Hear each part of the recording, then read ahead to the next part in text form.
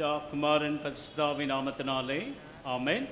காலை ஆராதனைக்கு வந்திருக்கின்ற அனைவரையும் ஆண்டவராகிய இயேசு கிறிஸ்து நாமத்திலே வாழ்க்கை வரவேற்கின்றேன். ஜெபம் செய்வோம்.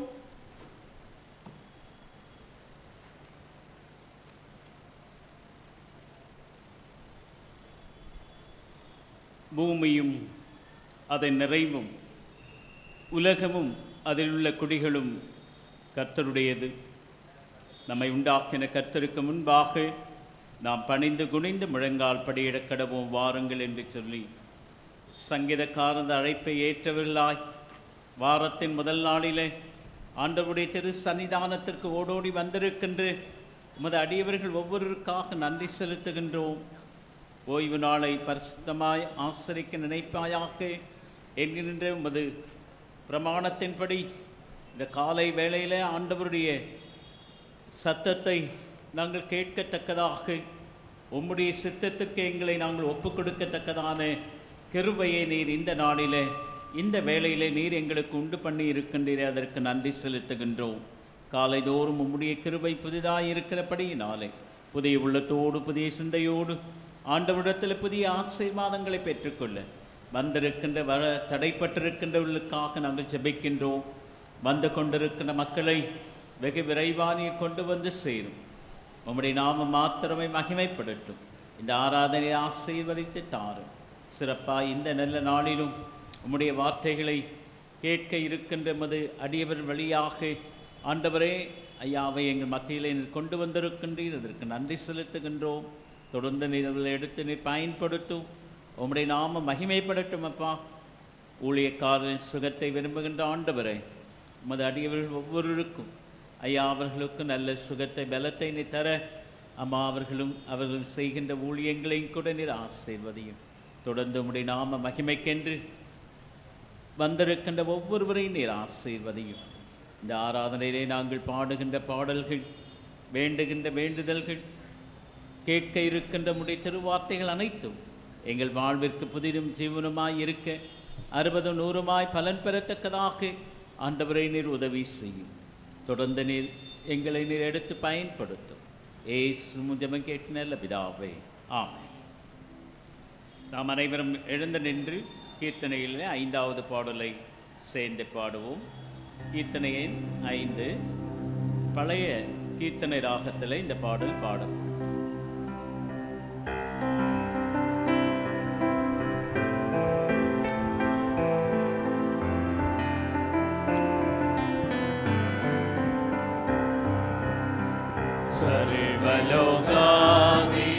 Namaskaram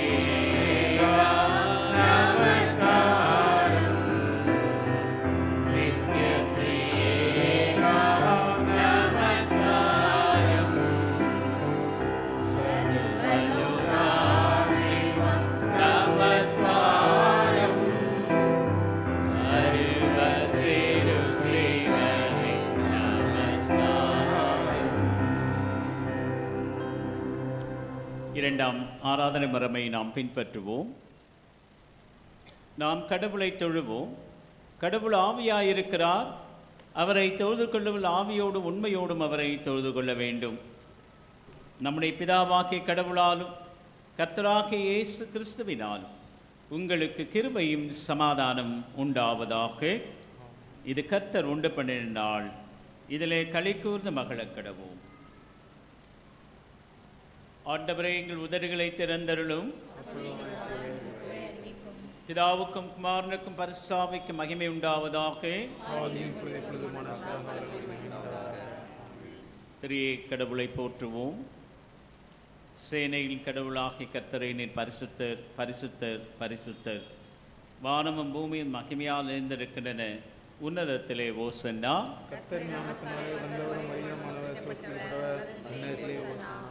கடவுளே நீர் பரிசுத்தர், சர்வ வல்லவரே நீர் பரிசுத்தர், சாவாமை உடையவரே நீர் பரிசுத்தர். ஆண்டவரே, எங்களுக்காக சிலுவையில் அறையுண்ட எங்கள் மீட்பரே, எங்கள் மேல் கிருபையாயிரும். பரிசுத்த ஆவியாகிய ஆண்டவரே, எங்கள் மேல் கிருபையாயிரும். ஆண்டவரே, எங்கள் ஜெபங்களையும் ஆராதனையும் ஏற்றுக்கொண்டு எங்கள் மேல் கிருபையாயிரும். நமக்கு பாவமில்லை என்போமானால் நம்மை நாமே வஞ்சிக்கொள்ளாவும். நமக்குள் உண்மை இல்லை. நமது பாவங்களை அறிக்கையிட்டால் பாவங்களை நமக்கு மன்னித்து எவ்வித அநீதமும் நீங்க நம்மை சுத்திகரிப்பதற்கு அவர் நம்பத்தக்கவரும் நீதியும் உள்ளவர். நான் எழுந்து என் தகப்பனிடத்திற்கு போய், தகப்பனே, பரத்திற்கு விரோதமாகவும் உமது பார்வையிலும் நான் பாவம் செய்தேன். இனி உம்முடைய மகன் மகள் என்று சொல்லப்படுவதற்கு நான் பாத்திரன் அல்லன். உம்முடைய கூலிக்காரரில் ஒருவனாக ஒருத்தியாக என்னை வைத்துக் கொள்ளும் என்பேன். கடவுள் ராஜ்யம் சமீபித்திருக்கிறது. மனம் திரும்பி நற்செய்தியில் நம்பிக்கை வையுங்கள். நமது பலவீனங்களுக்காக பரிதபிக்க முடியாத பிரதான ஆசாரை நமக்கு இராமல் எல்லா விதத்திலும் நம்மை போல் சோதிக்கப்பட்டும் பாவமில்லாத பிரதான ஆசாரை நமக்கு இருக்கிறார்.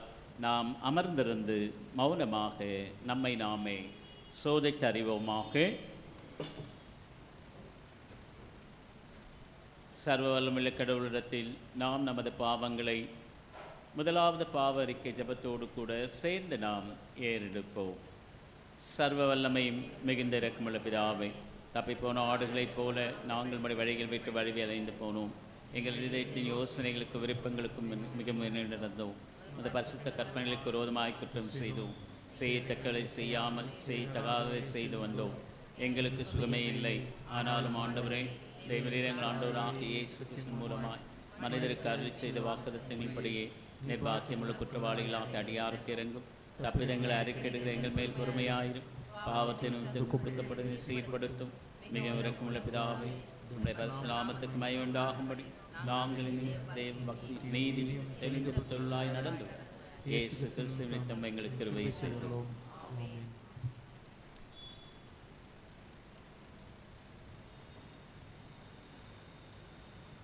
சர்வ வல்லமையும் மிகுந்த இரக்கமுள்ள ஆண்டவர் மன்னிப்பையும் பாவ நிவர்த்தி நமக்கு கட்டளையிட்டருளை வாழ்க்கையை சீர்வதற்கான காலத்தையும் நமது பரிசுத்த ஆவியின் கிருபையும் தேற்றுதலையும் தந்திருள்வாராக. ஆமேன். ஆண்டவரை துதியுங்கள்.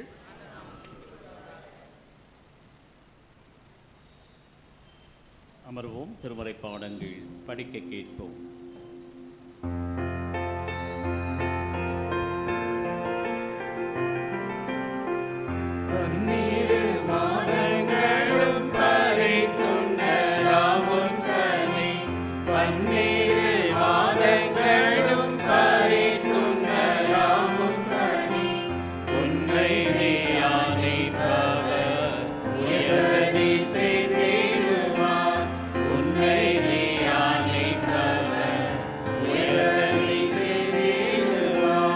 வேத புத்தகமே வேத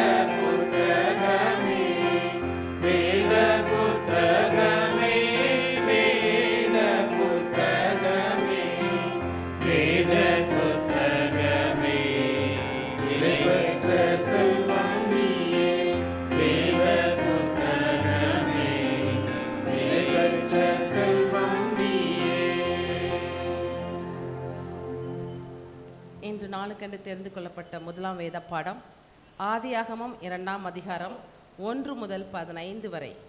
ஆதியாகமம் 2ஆம் அதிகாரம் 1 முதல் 15 வரை. இவ்விதமாக வானமும் பூமியும் அவைகளின் சர்வ சேனையும் உண்டாக்கப்பட்டு தீர்ந்தன. தேவன் தாம் செய்த தம்முடைய கிரியையை 7ஆம் நாளிலே நிறைவேற்றி தாம் உண்டாக்கின தம்முடைய கிரியைகளை எல்லாம் முடிந்த பின்பு 7ஆம் நாளிலே ஓய்ந்திருந்தார்.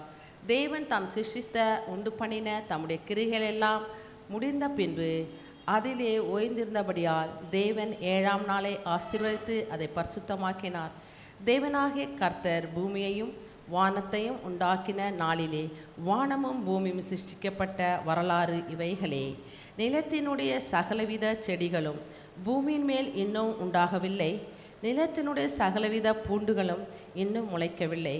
ஏனெனில் தேவனாகிய கர்த்தர் பூமியினேல் இன்னும் மழையை பெய்ய பண்ணவில்லை, நிலத்தை பண்படுத்த மனுஷனும் இருந்ததில்லை.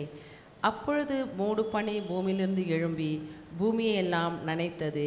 தேவனாகிய கர்த்தர் மனுஷனை பூமியின் மண்ணினாலே உருவாக்கி ஜீவ சுவாசத்தை அவன் நாசிலே ஊற்றினார். மனுஷன் ஜீவாத்மாவானான். தேவனாகிய கர்த்தர் கிழக்கே ஏதேனும் ஒரு தோட்டத்தை உண்டாக்கி தாம் உருவாக்கின மனுஷனை அதில் வைத்தார். தேவனாகிய கர்த்தர் பார்வைக்கு அழகும் புசிப்புக்கு நலமான சகலவித விருட்சங்களையும் தோட்டத்தின் நடுவிலே விருட்சத்தையும் நன்மை தீமை அறியத்தக்க விருட்சத்தையும் பூமியிலிருந்து முளைக்க பண்ணினார். தோட்டத்துக்கு தண்ணீர் பாயும்படி ஏதேனிலிருந்து ஓடி ஒரு நதி ஓடி அங்கே இருந்து பிரிந்து 4 பெரிய ஆறுகாயிற்று. முதலாம் ஆற்றுக்கு சைப்சேன் என்று பேர். அது அவிலா தேசம் முழுவதையும் சுற்றி ஓடும். அவ்விடத்திலே பொன் விளையும். அந்த தேசத்தின் பொன் நல்லது. அவ்விடத்திலே பிதோலாம் கோமேதக கற்களும் உண்டு. 2ஆம் ஆற்றுக்கு கியோன் என்று பேர். அது எத்தியோப்பியா தேசம் முழுவதையும் சுற்றி ஓடும். 3ஆம் ஆற்றுக்கு இதேகேல் என்று பேர். அது அசரியாவுக்கு கிழக்கே ஓடும். 4ஆம் ஆற்றுக்கு ஐபிராத் என்று பேர். தேவனாகிய கர்த்தர் மனுஷனை ஏதேன் தோட்டத்தில் அழைத்து கொண்டு வந்து அதை பண்படுத்தவும் காக்கவும் வைத்தார். வாசித்து தெரிந்து கொள்ளப்பட்ட திருமணை பாடம் வாசித்து முடிந்தாயிற்று. தேவனே உமக்கே மகிமை உண்டாவதாக.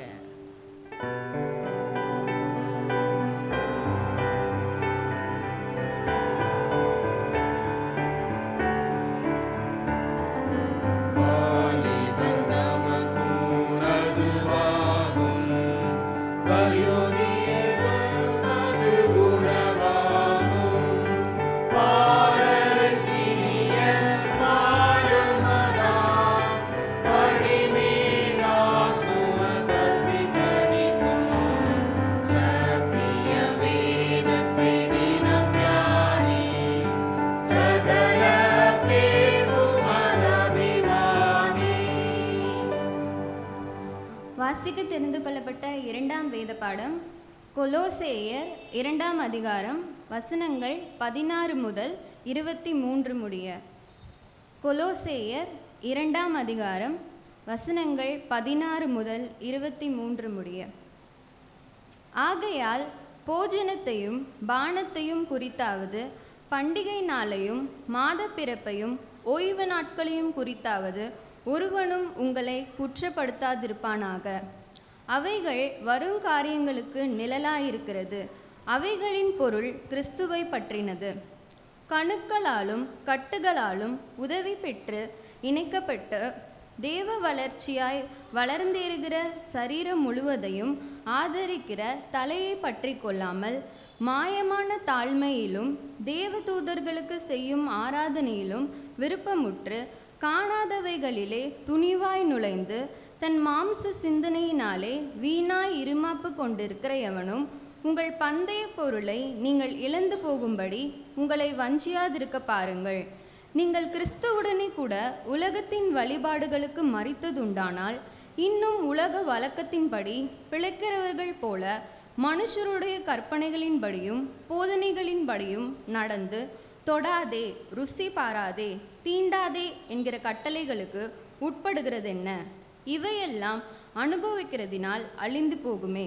இப்படிப்பட்ட போதனைகள் சுய இஷ்டமான ஆராதனையையும் மாயமான தாழ்மையையும் சரீர ஒடுக்கத்தையும் பற்றி ஞானம் என்கிற பெயர் கொண்டிருந்தாலும் இவைகள் மாம்சத்தை பேணுகிறதற்கே ஒழிய மற்றொன்றிற்கும் பிரயோஜனப்படாது. வாசிக்க தெரிந்து கொள்ளப்பட்ட திருமறை பகுதி வாசித்தாயிற்று. கடவுள் எமக்கே மகிமை உண்டாவதாக.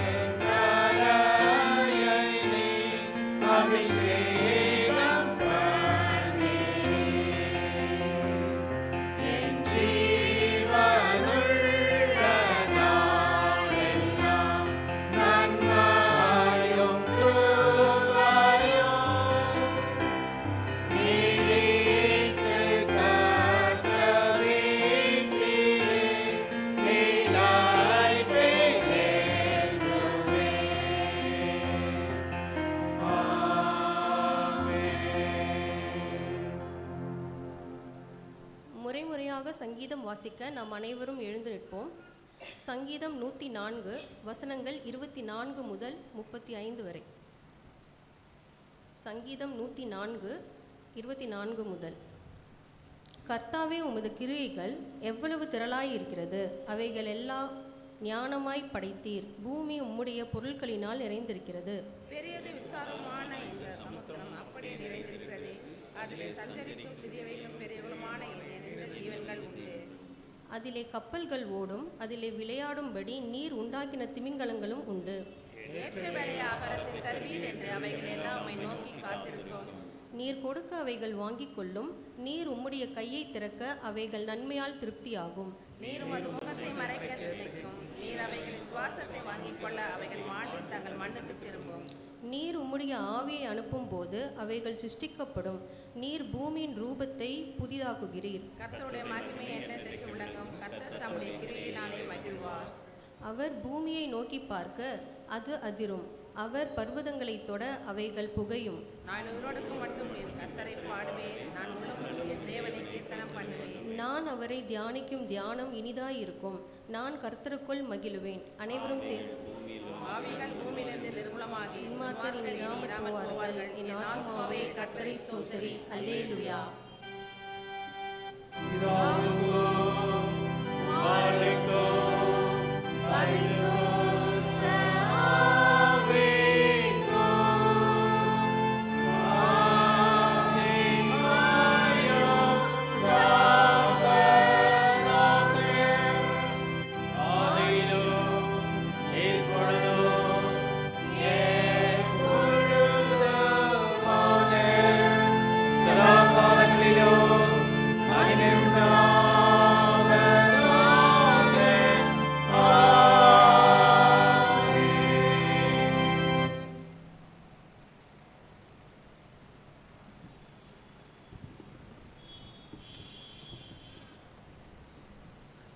வாசிக்க தெரிந்து கொள்ளப்பட்ட நற்செய்தி பாடம் மத்தேயு எழுதின சுவிசேஷம் 13ஆம் அதிகாரம் வசனங்கள் 1 முதல் 19 முடிய.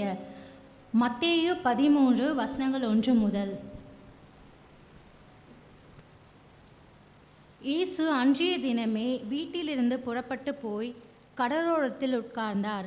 திரளான ஜனங்கள் அவரிடத்தில் கூடி வந்தபடியால் அவர் படவில் ஏறி உட்கார்ந்தார். ஜனங்கள் எல்லோரும் கரையிலே நின்றார்கள். அவர் அநேக விசேஷங்களை உவமைகளாக அவர்களுக்கு சொன்னார். கேளுங்கள், விதைக்கிறவன் ஒருவன் விதைக்க புறப்பட்டான். அவன் விதைக்கையில் சில விதை வழி அருகே விழுந்தது. பறவைகள் வந்து அதை பட்சித்து போட்டது. சில விதை அதிக மண்ணில்லாத கற்பாறை இடங்களில் விழுந்தது. மண் ஆழமாய் இராததினாலே அது சீக்கிரமாய் முளைத்தது. வெயில் ஏறின போதோ தீந்து போய் வேரில்லாமையால் உலர்ந்து போயிற்று. சில விதை முள்ளுள்ள இடங்களில் விழுந்தது. முள் வளர்ந்து அதை நெருக்கி போட்டது. சில விதையோ நல்ல நிலத்தில் விழுந்து சிலது 100ஆகவும் சிலது 60ஆகவும் சிலது 30ஆகவும் பலன் தந்தது. கேட்கிறதற்கு காதுள்ளவன் கேட்க கடவன் என்றார். அப்பொழுது சீஷர்கள் அவரிடத்தில் வந்து, ஏன் அவர்களோடே உவமைகளாக பேசுகிறீர் என்று கேட்டார்கள். அவர்களுக்கு அவர் பிரதியுத்தரமாக, பரலோக ராஜ்யத்தின் இரகசியங்களை அறியும்படி உங்களுக்கு அருளப்பட்டது, அவர்களுக்கோ அருளப்படவில்லை. உள்ளவன் எவனோ அவனுக்கு கொடுக்கப்படும், பரிபூர்ணமும் அடைவான். இல்லாதவன் எவனோ அவனிடத்தில் உள்ளதும் எடுத்துக்கொள்ளப்படும். அவர்கள் கண்டும் காணாதவர்களாயும் கேட்டும் கேளாதவர்களாயும் உணர்ந்து கொள்ளாதவர்களாயும் இருக்கிறபடியினாலே நான் உவமைகளாக அவர்களோட பேசுகிறேன். ஏசாயாவின் தீர்க்கதரிசனம் அவர்களிடத்தில் நிறைவேறுகிறது. அதாவது, காதார கேட்டும் உணராதிருப்பீர்கள், கண்ணார கண்டும் அறியாதிருப்பீர்கள். இந்த ஜனங்கள் கண்களினால் காணாமலும் காதுகளினால் கேளாமலும் இருதயத்தினால் உணர்ந்து மனம் திரும்பாமலும் நான் அவர்களை ஆரோக்கியமாக்காமலும் இருக்கும்படியாக அவர்கள் இருதயம் கொழுத்திருக்கிறது. காதால் மந்தமாய் கேட்டு தங்கள் கண்களை மூடிக்கொண்டார்கள் என்பதே. உங்கள் கண்கள் காண்கிறதினாலும் உங்கள் காதுகள் கேட்கிறதினாலும் அவைகள் பாக்கியமுள்ளவைகள். அநேக தீர்க்கதரிசிகளும் நீதிமான்களும் நீங்கள் காண்கிறவர்களை காணவும் நீங்கள் கேட்கிறவர்களை கேட்கவும் விரும்பியும் காணாமலும் கேளாமலும் போனார்கள் என்று மெய்யாகவே உங்களுக்கு சொல்லுகிறேன். ஆகையால் விதைக்கிறவனை பற்றிய உவமையை கேளுங்கள். ஒருவன் ராஜ்யத்தின் வசனத்தை கேட்டும் உணராதிருக்கும்போது பொல்லாங்கன் வந்து அவன் இருதயத்தில் விதைக்கப்பட்டதை பறித்து கொள்கிறான். அவனோ வழி அருகே விதைக்கப்பட்டவன். வாசிக்க தெரிந்து கொள்ளப்பட்ட நற்செய்தி பாடம் வாசித்தாயிற்று. கிறிஸ்துவே உமக்கே மகிமை உண்டாவதாக. சபையார் அமரவும். பாடகர் குழுவினர் இப்போது சிறப்பு பாடலில் ஒன்றை பாடுவார்.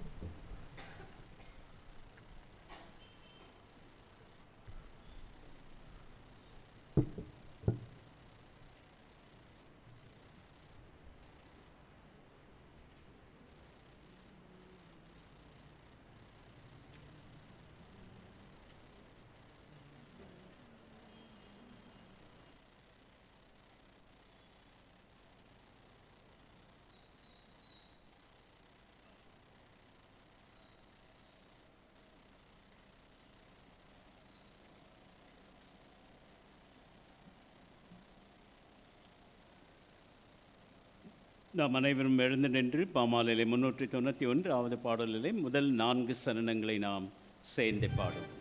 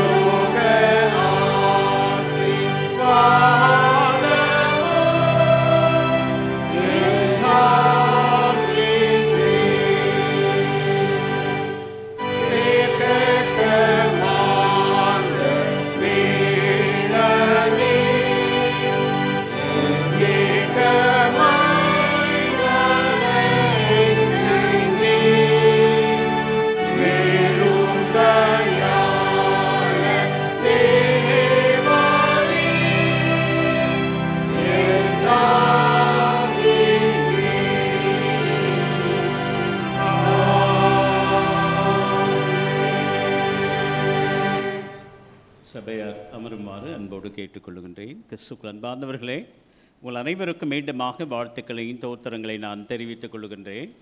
இந்த மனமகிழ்ச்சியான நாளிலும் கர்த்தருடைய வார்த்தையை நம்மிடத்திலே பகிர்ந்து கொள்ள வந்திருக்கின்ற நம்முடைய சென்னை பேராயத்தினுடைய மூத்த ஆயர் ஐயா திரு மோசஸ் சத்யநாதன் ஐயா அவர்களுக்கும் அம்மா அவர்களுக்கும் வாழ்த்துக்களை தோத்திரங்களை நான் தெரிவித்துக் கொள்கின்றேன். அவர்கள் இந்த நாளிலே கர்த்தருடைய வார்த்தையை நம்மிடத்திலே பகிர்ந்து கொள்ள அன்போடு நான் அழைக்கின்றேன்.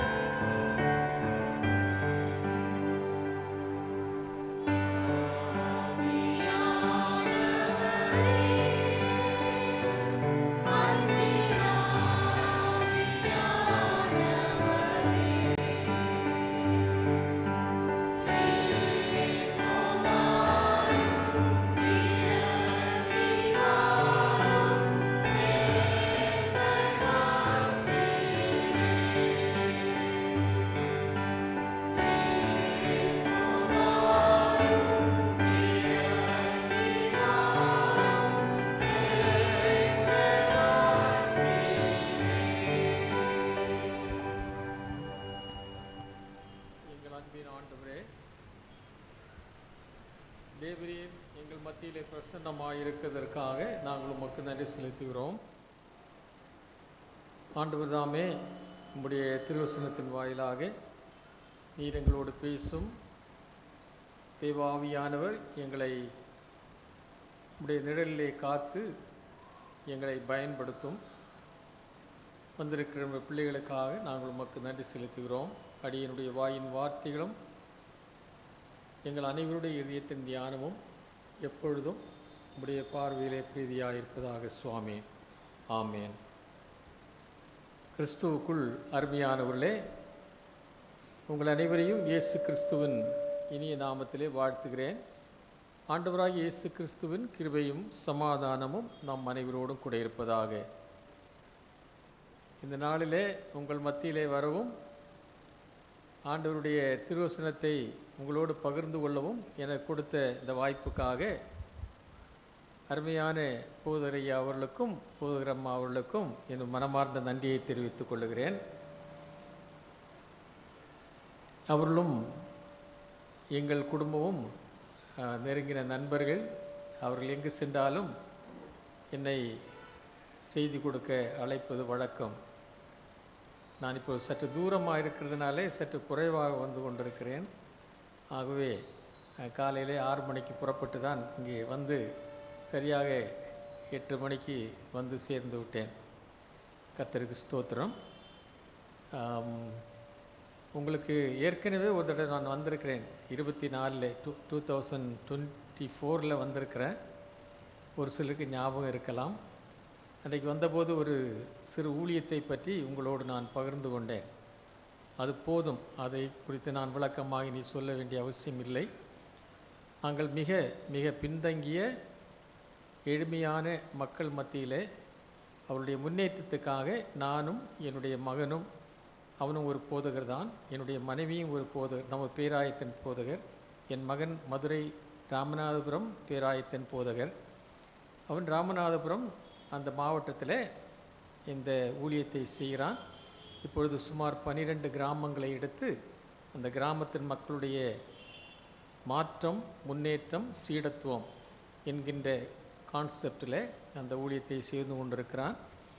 என்னிடத்திலே ஒரு சிறிய ப்ரௌச்சர் ஒன்று இருக்கிறது.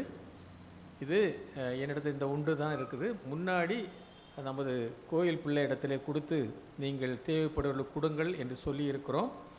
உங்களுக்கு விருப்பம் இருந்தால் இதை வாங்கி செல்லுங்கள். இதில் என்னுடைய நம்பர் கொடுக்கப்பட்டிருக்கும் 9840604500. ஒருவேளை ஏழைக்கு இறங்குகிறவன் கர்த்தருக்கு கடன் கொடுக்கிறான், அவர்கள் கொடுத்ததை ஆண்டவர் திருப்பி கொடுப்பேன்னு சொல்லியிருக்கிறார்.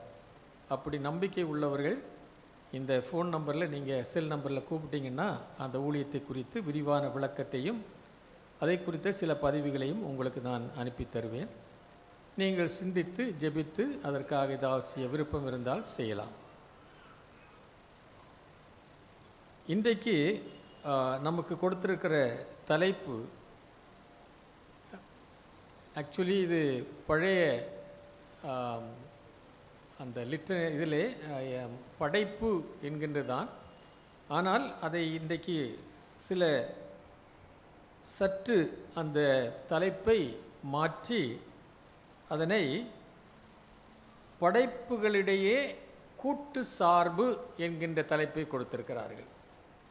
இந்த தலைப்பிலே நமது போதகர் ரெவரண்ட் ஜோசப் பிரேம்குமார் ஐயா அவர்கள், நமது திருச்சபையின் போதகர், மிக அழகான ஒரு செய்தியை எழுதியிருக்கிறார்கள். அந்த புத்தகம் உங்களுக்கு கிடைக்க வாய்ப்பு இருந்தால் நீங்கள் அவருடைய செய்தியை வாசித்து பாருங்கள்.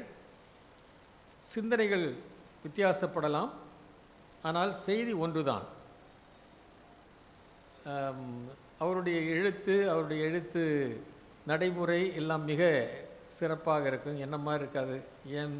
என்னுடைய பேச்சு கொஞ்சம் மலையாளம் கலந்துருக்கும்.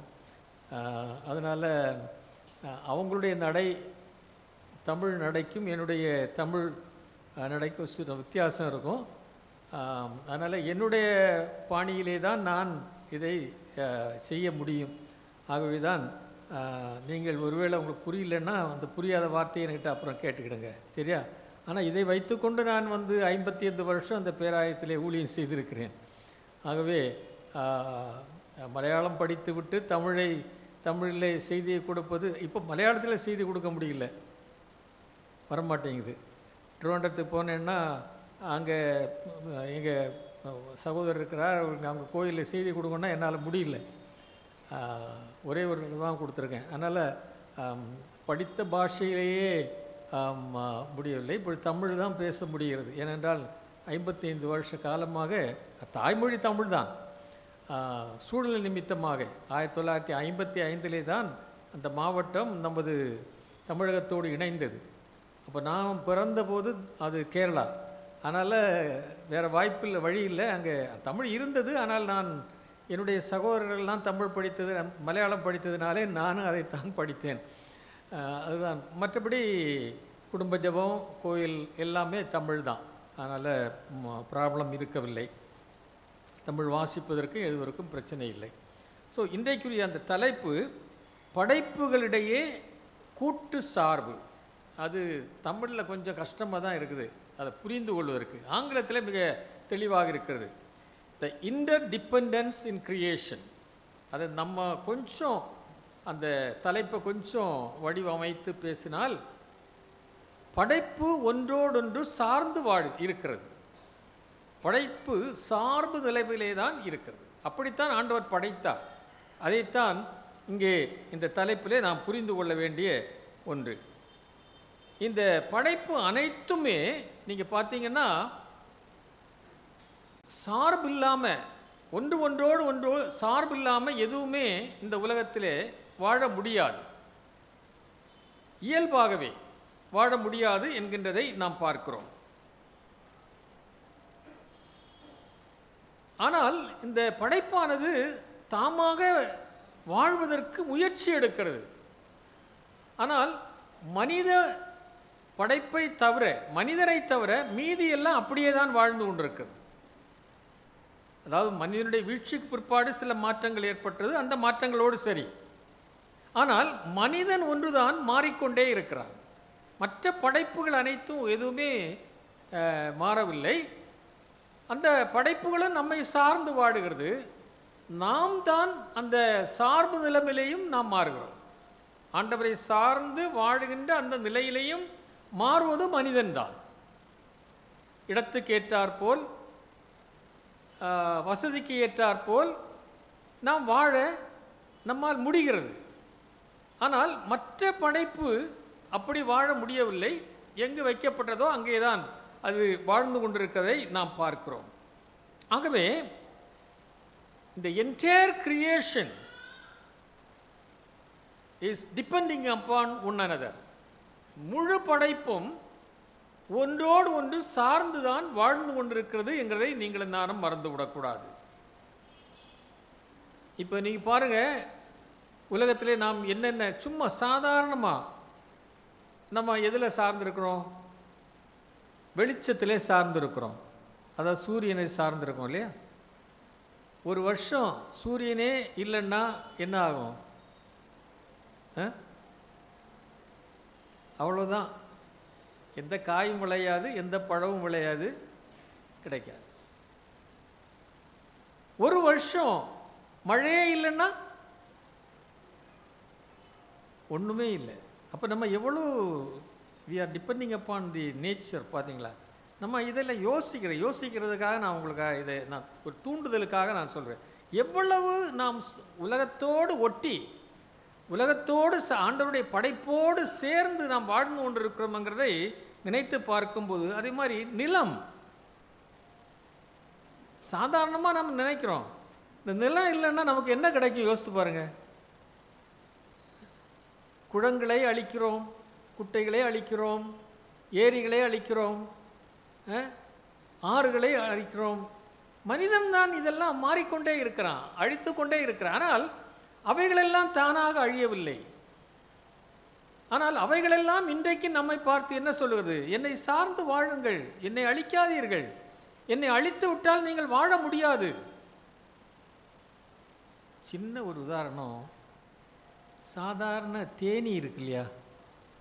தேனி கொட்டும். நான் எல்லாம் சின்னதில் தேனி கூடெல்லாம் வச்சு வளர்த்துருக்கேன். தேன் நிறைய எடுப்போம். நான் புளிய மரம் நிறைய உண்டு அந்த பகுதி, நாங்கள் இருந்த பகுதியில். அந்த தேனி இருக்கு பாருங்க, அது மாத்திரம் உலகத்தில் இல்லைன்னா இன்றைக்கு உற்பத்தி ஆகிறதுல 4 ஒரு பகுதி கூட உற்பத்தி ஆகாது. அப்போ யோசித்து பாருங்க, அதனுடைய அந்த ஆக்கப்பூர்வமான அந்த நிலை. கடவுள் படைப்பில் ஒரு தேனி கூட முக்கியம், ஒரு கொசு கூட முக்கியம். கொசு நிறைய அந்த நமக்கு ஒவ்வாத, நமக்கு ஆகாத சில பொருட்களை அது சாப்பிடுகிறது. படைப்பு அனைத்துமே நம்மை பாதுகாக்கத்தான் ஆண்டவர் உருவாக்கி இருக்கிறார் என்று சொல்லி நாம் பார்க்கிறோம். நமக்கு உணவு தருகிறார், உடை தருகிறார், நமக்கு உறவிடத்தை தருகிறார். இதெல்லாம் இதையெல்லாம் நாம் சார்ந்து தான் மனிதன் வாழ்ந்து கொண்டிருக்கிறார். ஆகவே இந்த என்டையர் கிரியேஷன், அந்த படைப்பு அனைத்தும் சார்ந்து வாழும் தன்மையிலே தான் இருந்து கொண்டிருக்கிறது என்று சொல்லி நாம் பார்க்கிறோம். நான் சற்று இந்த படைப்பை குறித்து ஆழமாக சிந்திக்கும் போது, படைப்பு நத்திங் பட் அ மிரக்கிள். கடவுளுடைய படைப்பானது இது ஒரு அற்புதம். இதை சிலவங்க நம்ப மாட்டாங்க, ஏற்றுக்கிட மாட்டாங்க. ஆனால் கொஞ்சம் யோசித்து சிந்தித்து பாருங்கள். படைப்பு ஆண்டவருடைய அற்புதமான ஒரு செயல். ஆகவே நம்ம இந்த உலகத்தில் தோன்றுகின்ற சில காரியங்களை பார்க்கும்போது, நாம் அளவுக்கு மிஞ்சி எதையும் பயன்படுத்தாதபடிக்கு அளவோடு பயன்படுத்தினால் அடுத்த தலைமுறைக்கு அதை கடத்தி விடுவோம், இல்லை என்றால் அவைகள் அழிந்து விடும் என்கிறதை மனதிலே வைத்து கொள்வது நமக்கு நல்லது. ஆகவே தான் மனிதரை பார்த்து ஆண்டவர் சொல்லுகிறார், 150வது சங்கீதத்தின் கடைசி பகுதியில் வசனத்தில், சுவாசமுள்ள யாவும் கர்த்தரை. சுவாசமுள்ள யாவும், எல்லாத்துக்கும் சுவாசம் இருக்கிறது. மனிதனுக்கு மாத்திரம்தான் சுவாசம் இருக்குன்னு நினைக்காதீங்க. ஒரு மாடு படுத்துக்கிட்டு இருக்குன்னு வச்சுருங்களேன், நீங்கள் வழியில் போகும்போது அது சுவாசம் எடுக்குதா இல்லையா? அது மூச்சு எடுத்து விட நமக்கு நல்லா தெரியும். பறவைகள், விருட்சங்கள், செடி கொடிகள் எல்லாம் சுவாசிக்கின்றன, ஜீவனுள்ள யாவும். ஆகவே தான் ஆண்டவருடைய வசனம் நமக்கு என்ன போதிக்கிறது? என்னுடைய படைப்பு அனைத்தும் என்னை போற்ற வேண்டும், துதிக்க வேண்டும் என்று சொல்லி ஆண்டவர் அங்கே குறிப்பிடுவதை நாம் பார்க்கிறோம். எல்லாவற்றுக்கும் மேலே நம்ம சாதாரண மக்கள் தான். அசாதாரணமானவர்கள் யாருமே இங்கே கிடையாது, உலகத்தில் கிடையாது. அது அவங்களே நினச்சிடுறாங்க, அவங்களுக்குன்னு ஒரு இடத்தை உருவாக்கிக்கிடுறாங்க, அசாதாரணமாக அவங்க வாழ்ந்து கொண்டிருக்கிறார்கள். ஆனால் மனுக்குல அனைத்துமே சாதாரணமான மக்கள் தான். நம்மை குறித்து ஆண்டவர் சொல்லும்போது, அந்த கர்த்தர் கற்றுக் கொடுத்த அந்த ஜெபத்தில் ஒரு வாக்கியம் இருக்கிறது. நீங்கள் எப்பாவது யோசித்திருக்கீங்களா இன்னும் தெரியாது. கர்த்தர் கற்றுக் கொடுத்த ஜெபத்தை நாம் டெய்லி கூட சொல்லுவோம் இல்லையா? பரம்பரைக்கு எங்கள் பிதாவேங்கிற அந்த ஜெபம். ஆனால் அதில் ஒரு வாக்கியம் இருக்கிறது மைய பகுதியில். என்ன? ஆண்டவரே, அன்றென்றுள்ள அப்பத்தை இன்று எனக்கு தார். யோசித்து பாருங்கள், இந்த உலகத்தில் யாராவது ஆகாரம் சாப்பிடாமல் வாழ முடியுமா? ராஜா முதற்கொண்டு அவங்க எவ்வளோ பெரிய ஆகாரம் சாப்பிட, அது வேறு விஷயம். ஆனால் ஆகாரம் இல்லாமல் வாழ முடியுமா? அப்போது அந்த உன்னதமான நிலைமையில் இருக்கிற ஒரு மனிதன் முதற்கொண்டு சாதாரண ரோட்டிலே வீதியிலே படுத்திருக்கின்ற ஒரு மனிதனோ ஒரு ஜீவஜந்தோ எதுவாக இருந்தாலும் சரி, அதற்கு ஆகாரம் தேவைப்படுகிறது. அது என்ன கேட்குமா ஆண்டவரிடத்தில்? ஆண்டவரே, இன்று எனக்கு தேவையான ஆகாரத்தை தாரும் என்று நாம் இன்றைக்கு கேட்டு வாழ்ந்து கொண்டிருக்கிறோம். ஆகவே படைப்பு அனைத்தும் மனிதனை சார்ந்திருக்கிறது. மனிதன் படைப்பு அனைத்தையும் சார்ந்து வாழ்ந்து கொண்டிருக்கிறான். அதனால்தான் அளவுக்கு மிஞ்சி படைப்பை அழிக்கக்கூடாது என்று சொல்கிறார்கள். நான் அது கொஞ்சம் விளக்கமாக அப்புறம் வர்றேன். இதில் இந்த முகவுரையின் அடிப்படையில் முதலாவது குறிப்பு, படைப்பில் ஆண்டவரின் திட்டம். படைப்பில் ஆண்டவரின் திட்டம். God's plan in creation. யூசுவலாக என்ன சொல்லுவாங்க? படைத்தான் படைப்பெல்லாம் மனுவுக்காக, மனிதனை படைத்தான். தெரியாதா? சொல்ல மாட்டேங்கிறீங்களே. படைத்தார் படைப்பெல்லாம் மனிதனுக்காக, மனிதனை படைத்தார் கடவுளை வணங்க, இல்லையா? கடவுளை போற்ற துதிக்க பல வார்த்தைகளை பயன்படுத்தலாம். ஆகவே கடவுள் நம்மிடத்திலிருந்து ஒன்றை எதிர்பார்க்கிறார். அவருடைய திட்டத்தில் நாம் அவரிடத்திலிருந்து சில காரியங்களை எதிர்பார்க்கிறோம். ஆகவே இங்கே நாம் என்ன பார்க்கிறோம்? பேசிக்காக நம்ம மனதில் வைத்துக்கொள்ள வேண்டிய ஒரு ஆழமான உண்மை, God created everything out of nothing. இதை நம்பலைன்னா பைபிளையும் நம்ப முடியாது, கடவுளையும் நம்ம நம்ப முடியாது. கடவுள் அனைத்தையும் ஒன்றுமில்லாமையிலிருந்து படைத்தார். God created everything out of nothing. அதை நம்பினா தான் கிரியேஷனை நான் நம்ப முடியும் இல்லையா? நீங்கள் 1வது அதிகாரத்தில் இன்னைக்கு 2வது அதிகாரத்திலிருந்து ஒரு பகுதியை வாசித்தோம். 1வது அதிகாரத்திலே நீங்கள் வாசிக்கும்போது தெரியும் கடவுள் எப்படி 6 நாளும் எப்படி சிருஷ்டிகளை சிருஷ்டித்தார்னு சொல்லி நமக்கு அங்கே அழகாக குறிப்பிடப்பட்டிருக்க நான் பார்க்கிறோம். எனக்கு அருமையான கர்த்தருடைய பிள்ளைகளே, கடவுள் அனைத்தையும் ஒன்றுமில்லாமல் இருந்து படைத்தார் என்கிறது தான் திருமறை நமக்கு போதிக்கின்ற ஆழமான கருத்து. இதை நாம் நம்புவதற்கு ஆண்டவர் நம்மை அழைக்கிறார்.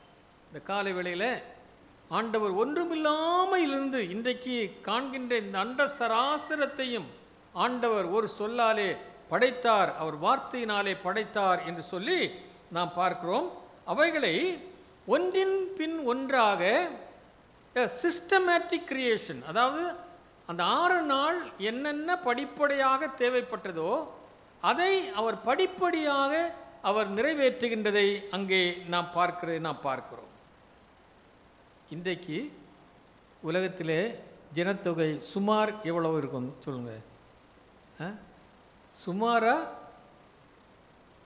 நான் தப்போ சரி எனக்கு தெரியல. 600 கோடி மக்களுக்கு மேலாக வாழ்கிறார்கள். நம்ம நாட்டில் மாத்திரமே 143 கோடின்னு இப்போ சொல்கிறாங்க. நான் கொஞ்ச நாளைக்கு நான் நல்ல அறிவு இருக்கும்போது என்ன சொன்னாங்க, 30 கோடி மக்கள்னு சொன்னாங்க. எனக்கு 18 வயசு இருக்கும்போது சொன்னது இந்தியாவில் நான் ஒரு பாட்டு கூட பாடுவாங்க 30 கோடி மக்கள்னு. இன்றைக்கு 143 கோடி மக்கள் இந்தியாவில் வாழ்ந்து கொண்டிருக்காங்க. அதுக்கு மேலே கூட இருக்கும். ஏன்னா இப்போ சென்சஸ் தான் எடுக்க மாட்டேங்கிறாங்களே. நான் நினைக்கிறேன் எப்போமோ எடுத்தது சென்சஸ், இன்னும் சென்சஸ் எடுக்கலை. ஆனால் அப்ராக்சிமேட்டாக இந்த ஓட்டிங் அதெல்லாம் வச்சு அவங்க கால்குலேட் பண்ணி சொல்லுவாங்கன்னு நினைக்கிறேன். இங்கே நாம் என்னப்பா இந்த 600 கோடிக்கு மேலாக இருக்கின்ற மக்கள் அனைவரையும் ஆண்டவர் போஷிக்கின்றார் என்றால், அவர்களை பராமரிக்கிறார் என்றால், அவர்களை வழிநடத்துகிறார் என்றால், நம்மை சிருஷ்டித்தவர் எப்படிப்பட்டவர் என்று யோசித்து பாருங்கள். அது ஆங்கிலத்தில் ஒரே வார்த்தையில் பார்ப்பான், ஆல்மைட்டி, சர்வ வல்லமையுள்ள கடவுள். யோசித்து பாருங்கள், நம்ம ஒரு கல்யாணம் நடத்துகிறோம், ஒரு 1000 பேருக்கு சாப்பாடு போடுறது எவ்வளோ கஷ்டப்படுறோம் இல்லை? அன்றைக்கி ஒரு கல்யாணத்தில் சொன்னாங்க 12,000 பேர் வந்திருக்காங்க. ஒருவேளை உங்களில் கூட யாராவது வந்திருப்பீங்கன்னு நினைக்கிறேன். இந்த வேறு என்ன, திருவேற்காடு பக்கத்தில் ஒரு பேலஸ் இருக்குது. அதில் போன மாதம் ஒரு கல்யாணம் நடந்தது. அதில் ராத்திரி 12,000 பேர், காரை கூட உள்ளே விடாமல் கேட்டெல்லாம் அடைச்சிட்டாங்க. அப்புறம் உள்ளே இருந்த காரெல்லாம் வெளியே போன பிற்பாடாக காரை உள்ளே விட்டாங்க. அந்த அளவுக்கு பெரிய க்ரௌடு. யோசித்து பாருங்கள், நம்ம அத்தனை அந்த 12,000 பேர் சாப்பிட்றதுக்கே ஒரு ஸ்டாப் கேப் அங்கே வருது, ஒரு சின்ன இடைவெளி கொடுக்க வேண்டியிருக்கு. இந்த 6,000 கோடிக்கு மேலாக, 6,000 இல்லை சாரி 600 கோடிக்கு மேலாக இருக்கின்ற மக்களை ஆண்டவர் அனுதினமும் போஷிக்கிறார். இது மனுஷன் மாத்திரம். அதுக்கு மேலே உலகத்தில் எவ்வளவு மிருகங்கள், எவ்வளவு பறவைகள், எவ்வளவு விருட்சங்கள், செடி கொடிகள், தாவரங்கள், இவைகளை எல்லாவற்றையும் ஆண்டவர் போஷிக்கிறார். அவரை குறித்து கொஞ்சம் ஜஸ்ட் இமேஜின் பண்ணி பாருங்கள். அவர் எப்படிப்பட்ட கண்ணை மூடிட்டு ஒரு நிமிஷம் இந்த 600 கோடிக்கு மேலாக இருக்கிற மக்களையும், இந்த உலகத்தில் இருக்கிற அனைத்து படைப்பையும் சுவாசம் உள்ள யாவையும் படைக்கின்ற கர்த்தர் எப்படிப்பட்டவராக இருப்பார் என்று ஜஸ்ட் ஒரு நிமிஷம், ஒரு செகண்ட் கண்ணை மூடிட்டு யோசித்து பாருங்களேன். அவருடைய திட்டத்திலே அவர் அத்தனை அழகாக அவைகளை செய்து வைத்திருக்கிறார். God's feeds the entire creation. கடவுள் இதன் சிலவங்க நம்ப மாட்டாங்க. என்ன சொல்லுவாங்க, நான் உழைக்கிறேன், நான் வாழ்கிறேன், நான் உழைக்கிறேன், நான் சாப்பிட்றேன், நான் படித்தேன், அதனால் நான் சம்பாதிக்கிறேன். தயவுசெய்து அப்படிப்பட்ட பெருமை நமக்குள்ளே வராதபடிக்கு காத்து கொண்டால் நல்லது. இது நம்முடைய திறமை அல்ல, கடவுள் நம்ம கொடுத்திருக்க கிருபை. ஆகவே அந்த ஆண்டவருடைய கிருபையினாலே நான் இப்படி இருக்கிறேன் என்று சொல்லுவானால், ஒரு நாளைக்கு முன்னே ஒரு சகோதரி ஃபோனில் கூப்பிட்டு எப்படி இருக்கீங்க, நல்லா இருக்கேன். ஐயா அப்படி சொல்லாதங்கய்யா, கடவுளுடைய கிருபையினால நல்லா இருக்கேன்னு சொல்லுங்கள். அந்த ஒரு வார்த்தையை போடுங்க ஐயா. சபையாரே எங்களுக்கு போதிக்கிற நிலைமையில் இருக்காங்க பாருங்கள். சபையான உறவினர், அதனால் அவங்க சொன்னாங்க. ஆண்டவருடைய கிருபையினாலே தான் நாம் இன்றைக்கு இருக்கிறோம் இல்லையா? ஆகவே எனக்கு அருமையான கர்த்தருடைய பிள்ளைகளே, நீங்களும் நானும் வேறு ஒன்றும் வேண்டாம், இந்த ஒரு உதாரணத்தில் புரிஞ்சுக்கிடுங்களேன். நிறைய உதாரணம் சொல்லிட்டேன், இது ரொம்ப முக்கியமான உதாரணம், ரொம்ப எக்ஸ்பென்சிவ். சுவாசமுள்ள யாவும் கர்த்தரை துதிப்பதாக என்று சொல்லப்படுது. ஒரு நாளைக்கு எவ்வளோ கேலன், எவ்வளோ டன் ஆக்சிஜனை நம்ம உட்கொள்ளுறோம். ஒரு நாளைக்கு ஆக்சிஜன் இந்த உலகத்தில் இல்லைன்னா ஆண்டவர் அதை விட்ரா பண்ணிக்கிறான்னு வச்சுங்களேன். இந்த காற்றிலிருந்து ஆக்சிஜனை விட்ரா பண்ணுறாரு ஆண்டவர். ஒரு நாளைக்கு விட்ரா பண்ணாருன்னா 2 நிமிஷம் நம்ம தாக்கு பிடிப்போமா? 2 நிமிஷம் தாக்கு பிடிப்போமா? உலகத்தில் இருக்க ஜீவன்கள் நம்மோட சேர்த்து தான் சொல்கிறேன்.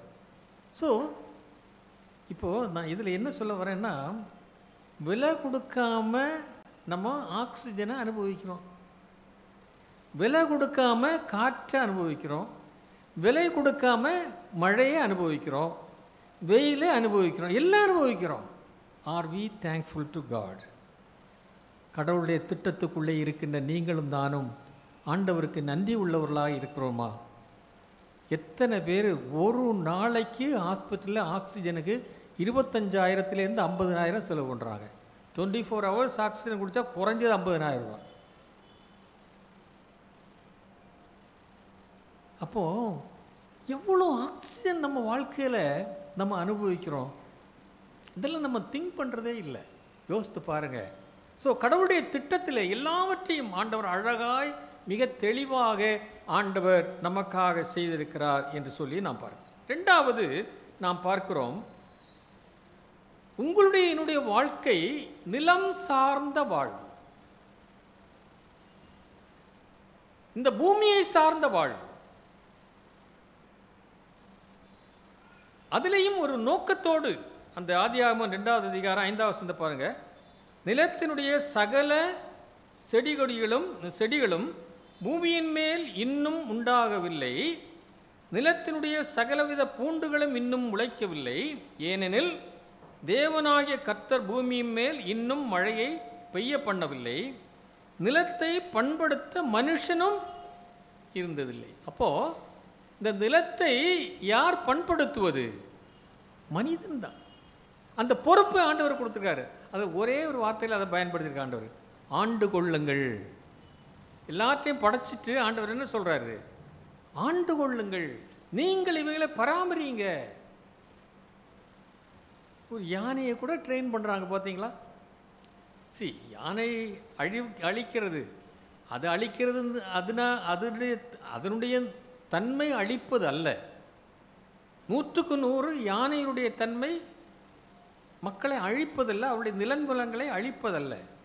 மனிதன் அவர்கள் இருக்க வேண்டிய இடத்தை, அந்த மிருகங்கள் இருக்க வேண்டிய இடத்தை அழிப்பதனாலே மிருகம் என்ன பண்ணுகிறது? ஊருக்குள்ளே வந்துடுது. யோசித்து பாருங்க, கொஞ்சம் தமாஷா இல்லை? சிரிப்பாக வரல நமக்கு?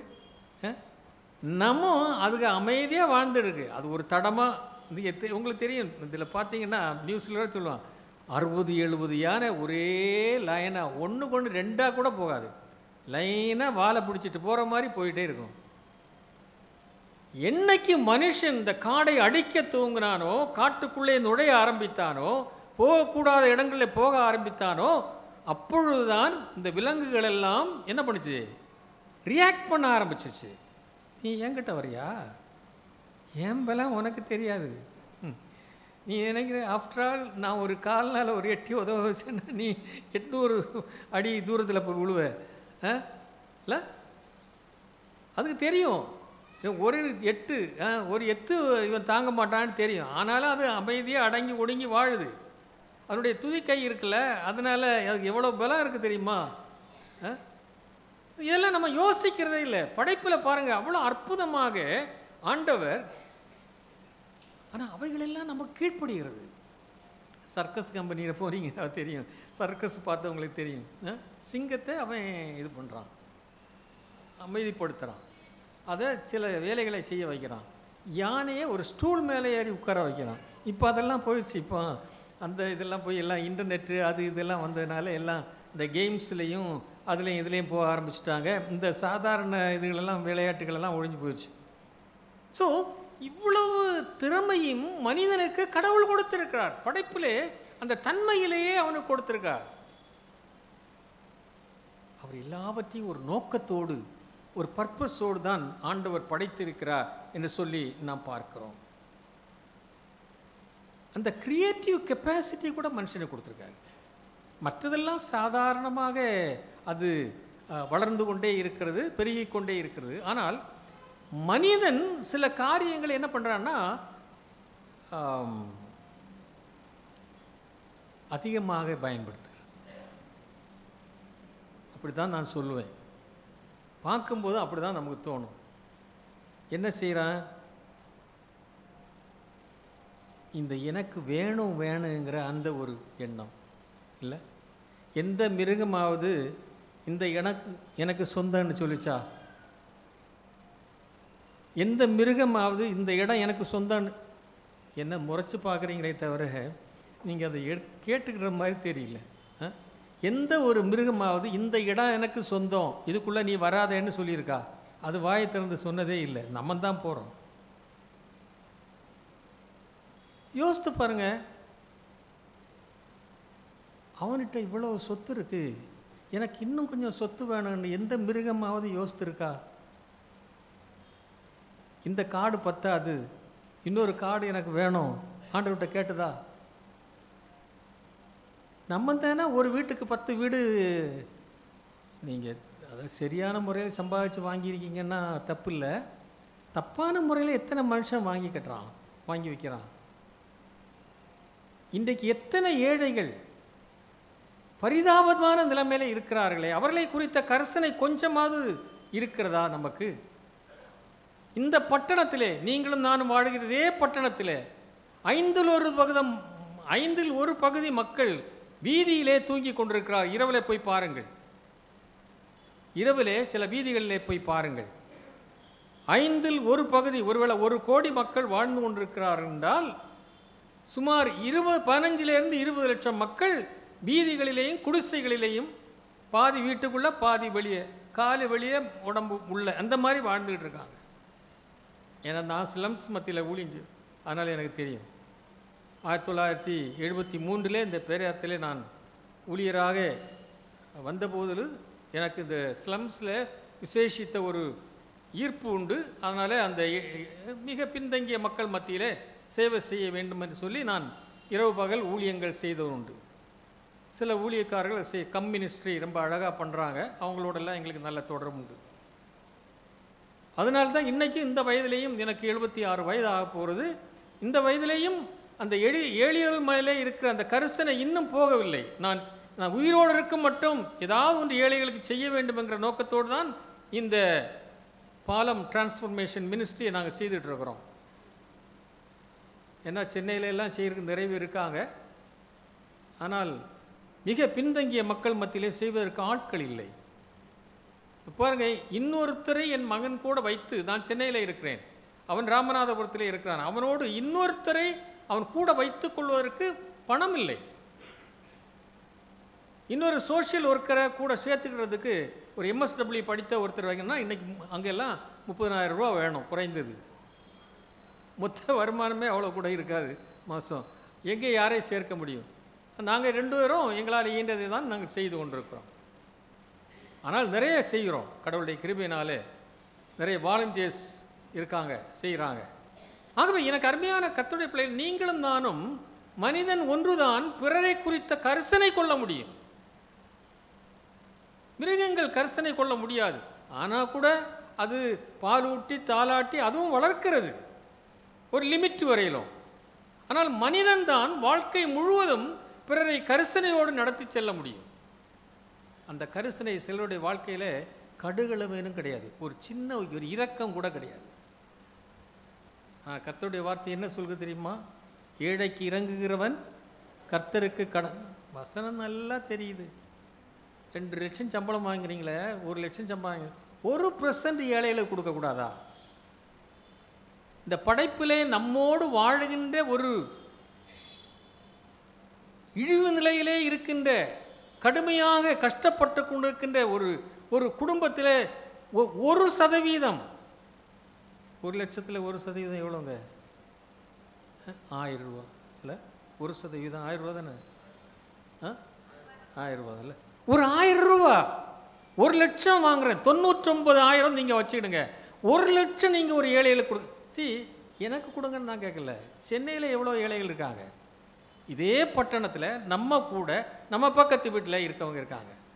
ஒரு நாளைக்கு நம்ம 2 லட்சம் 5000 10,000 சம்பாதிக்கிறோம் ஒரு நாள்.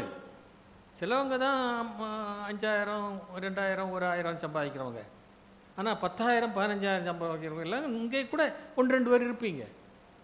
ஆனால் 1% பணத்தை ஆண்டவர் இவ்வளவு என்னை படிக்க வைத்து, இவ்வளவு சாமர்த்தியத்தை கொடுத்து, இவ்வளவு ஒரு தொழிலை கொடுத்து, இல்லைன்னா ஒரு வேலையை கொடுத்து, இவ்வளவு வசதியோடு இருக்கிறேனே, 1% ஏழைக்கு இறங்க முடிகிறதா? ஏழைக்கு கொடுக்க அந்த மனது இருக்கிறதா? ஆண்டவர் என்ன சொல்கிறார் அடுத்த பகுதியில்? நீ கொடுத்ததை திருப்பி கொடுப்பேன்னு சொல்கிறார் பாருங்க. ஆண்டவர் யாருக்கும் கடன்பட்டவர் அல்ல. ஆண்டவர் யாருக்கும் கடன்பட்டவர் அல்ல. நீங்கள் கொடுத்ததுக்கு 10 ரெட்டியா 100 ரெட்டியா திருப்பி கொடுப்பாரு. ஆனால் ஆண்டவர் எதிர்பார்க்குற உன்கிட்ட இரக்கம் இருக்கா? ஏழைக்கிட்ட உன்னோடு வாழுகின்ற ஏழையிடத்தில் உனக்கு இரக்கம் இருக்கிறதா? அதைத்தான் ஆண்டவர் எதிர்பார்க்கிறார். அந்த இரக்கம் இருக்குமே ஆனால் நிச்சயமாக நாம் செய்வோம். படிக்காத பிள்ளைகள் இருந்தால் படிக்க வைப்போம். பட்டினி எடுக்கிற குடும்பங்களுக்கு நாம் ஏதாவது பொருட்களை கொடுத்து ஆகாரம் கொடுத்து உதவி செய்வோம். கண் தெரியாதவங்களுக்கு அவர்கள் கருவிகளை வாங்கி அவர்களை படிக்க வைப்போம். நடக்க முடியாதவர்களுக்கு நடக்கக்கூடிய சில பொருட்களை கொடுத்து அவர்களுக்கு உதவி செய்ய முடியும். படிப்பறிவில்லாதவர்களுக்கு சில தொழில்களை கற்றுக் கொடுக்க முடியும். ஒரு டெய்லரிங் 6 மாதம் நீ படியுமானிட்டு அவங்களுக்கு ஃபீஸ் கட்ட முடியாதா? ஒரு கம்ப்யூட்டரில் ஒரு 3 மாதம் நீ படிப்பா, உனக்கு ஆஃபீஸ் அந்த இது கற்றுக் கொடுக்குறேன், உனக்கு ஃபீஸ் நான் கட்டுறேன் சொல்ல முடியாதா? வாழ்க்கை பூராவுக்கு அது ஒரு இன்வெஸ்ட்மெண்ட். ஒரு டெய்லரிங் கற்றுக் கொடுப்பது வாழ்க்கைக்கு கொடுக்குற ஒரு இன்வெஸ்ட்மெண்ட். ஒரு கம்ப்யூட்டர் கற்றுக் கொடுப்பது பேசிக். கம்ப்யூட்டர்லாம் நம்ம நிறைய கற்றுக் கொடுத்தோன்னு கற்றுக்க வேண்டிய தேவையில்லை. நான் எல்லாம் ஒரு இடத்துல கூட போய் படிக்கலை. அக்கு வேறு ஆள் வேறே நான் செய்வேன் கம்ப்யூட்டரில். அவங்க எங்குமே போய் படித்ததில்லை. ஏன்னா அதில் ஒரு நாலேஜ் இருந்தால் போதும். அதனால் அந்த பேசிக்கை நீங்கள் ஒரு உந்துதல், சின்ன ஒரு உற்சாகத்தை ஒரு குழந்தைக்கோ ஒரு குடும்பத்துக்கோ நீங்கள் கொடுப்பீர்களே ஆனால் நிச்சயமாக நீங்களும் நானும் பிறருக்கு சேவை செய்கின்ற மக்களாக இருப்போம் என்கிறதில் எந்த விதமான சந்தேகமும் இல்லை. இது மாத்திரமா ஆண்டவருடைய நோக்கத்தை எப்படியெல்லாம் கெடுத்திருக்கோம் தெரியுமா? we have exploited the earth. இந்த மண்ணை நாம் எக்ஸ்ப்ளாய்ட் பண்ணியிருக்கோம் இல்லை?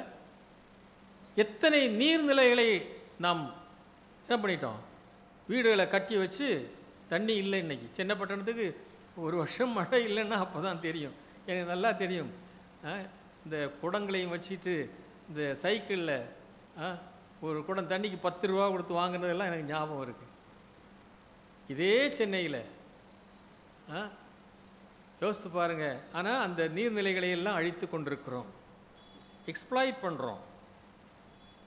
அதனால்தான் நீ பாருங்கள், சில இடங்களெல்லாம் பயங்கரமான இந்த நெருப்பு. கலிஃபோர்னியாவில் கேள்விப்பட்டிருப்பீங்கள? நியூஸ் பார்க்குறது இல்லையோ? நியூஸ் பாருங்கள், கொஞ்சம் ஒரு நாளைக்கு ஒரு நியூஸாவது பாருங்கள் தயவுசெய்து. வேற எல்லாம் பார்க்குற இந்த என்னெல்லாம் பார்க்குறோமே, அந்த கதைகளெல்லாம் பார்க்குறோமே, அதையெல்லாம் பார்த்து ஒரு நாளைக்கு ஒரு நியூஸாவது பாருங்கள். ஒரு இங்கிலீஷ் புரிகிறவங்க ஒரு இங்கிலீஷ் நியூஸு, ஒரு தமிழ் நியூஸ், இந்த 2 நியூஸையாவது பாருங்கள். உலகத்தில் என்ன பயங்கரம் நடந்து கொண்டு இருக்கிறது, என்ன அழிவு நடந்து கொண்டு இருக்குது. நெருப்புனால, தண்ணீர்னால ஆயிரக்கணக்கான கார்கள் தண்ணீரில் அடித்து கொண்டு போவதை பார்க்குறோம். மழை தேவைதான், ஆனால் மனுஷன் செய்கிற இந்த காடை அழிப்பது, நிலத்தை அழிப்பது. ஆனால் இங்கேருந்து போனால் தான் அங்கேருந்து வரும் நீராவி. அதாவது நீர்நிலைகளிலிருந்தும் கடலிலிருந்தும் ஆறுகளிலிருந்தும் மேலே போனால் தான் அங்கே போய் கீழே வரும்.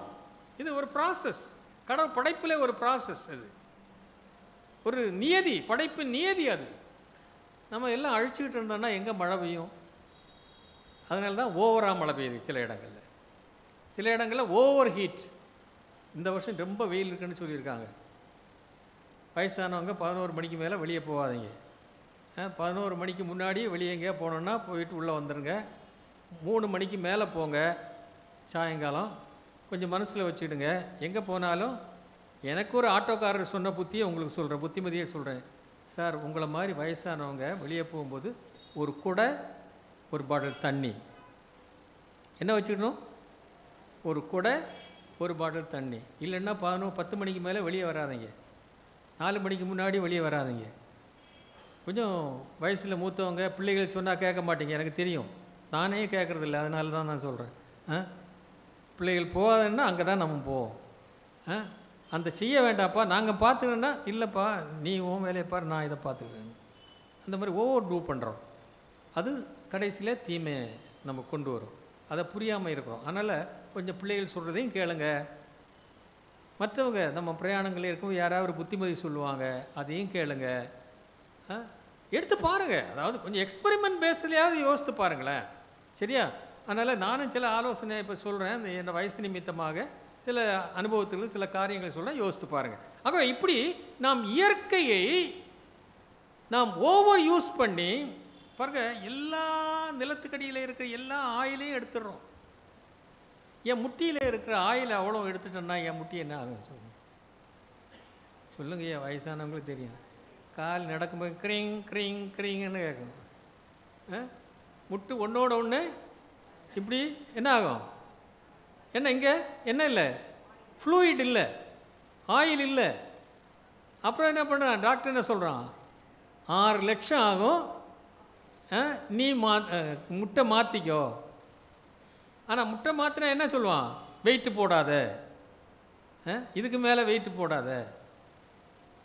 எத்தனை நாளைக்கு வரும்னு நினைக்கிறீங்க? கொஞ்ச நாளைக்கு தான் வரும். நம்ம தெரியாமலே நமக்கு வெயிட் போட்டுரும்.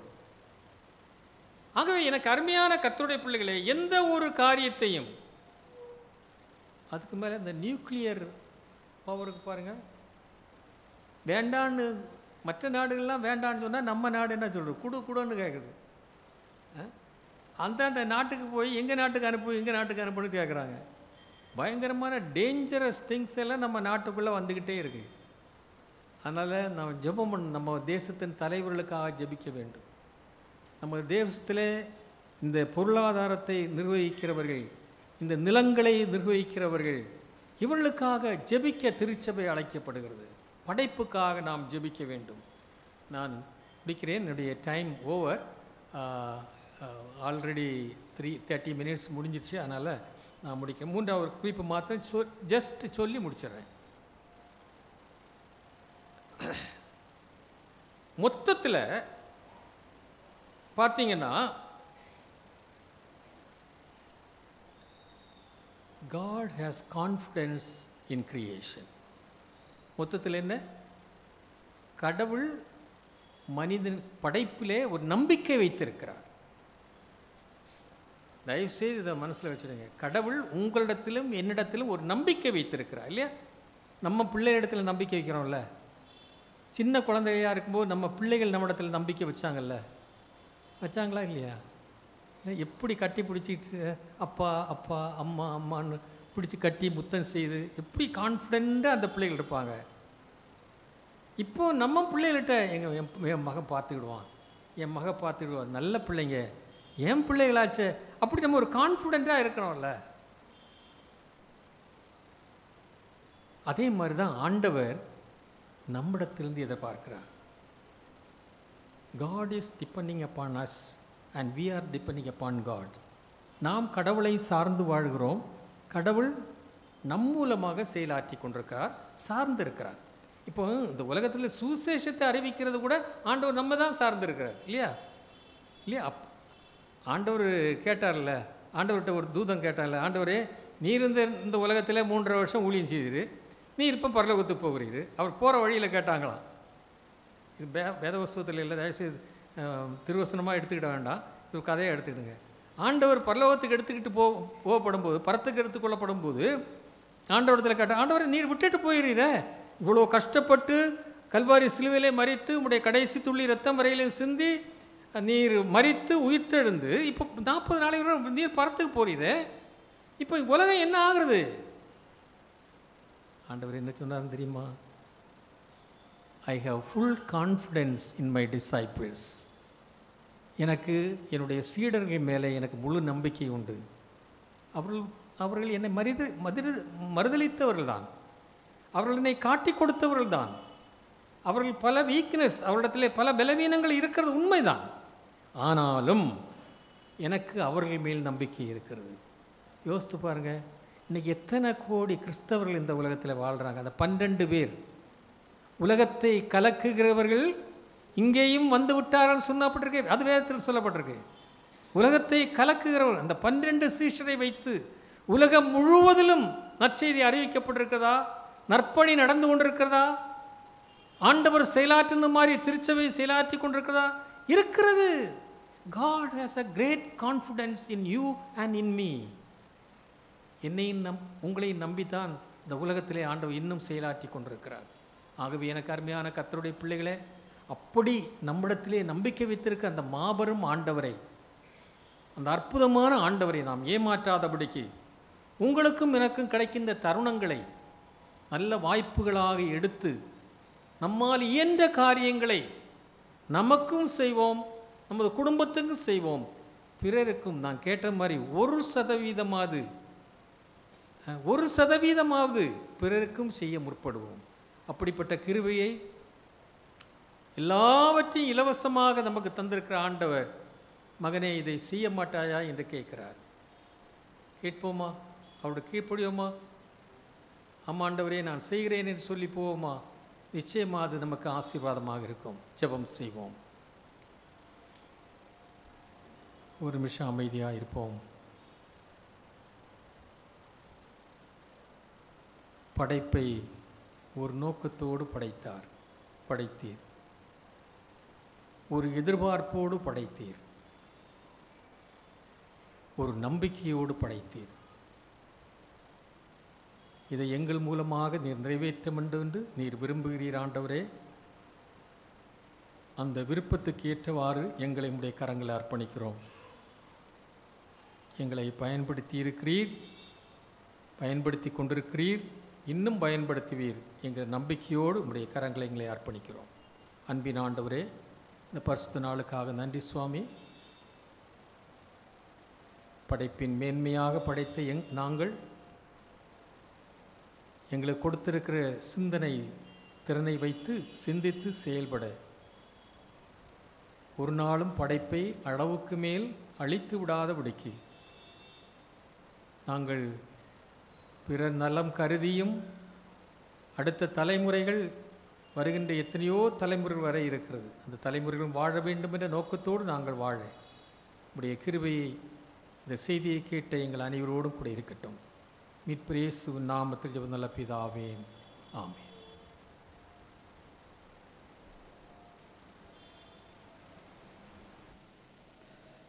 கர்த்தருடைய வார்த்தை நம்மிடத்தில் பகிர்ந்து கொண்ட ஐயா அவர்களுக்கு நம் அனைவரின் சார்பாக நன்றிகளை நான் தெரிவித்துக் கொள்கின்றேன். தொடர்ந்து கேட்ட வார்த்தையிலே நிலைத்திருக்கின்றவர்களாக எழுந்து நின்று அப்போஸ்தலர் விசுவாச பிரமாணத்தை சேர்ந்து நாம் அறிக்கை செய்வோம்.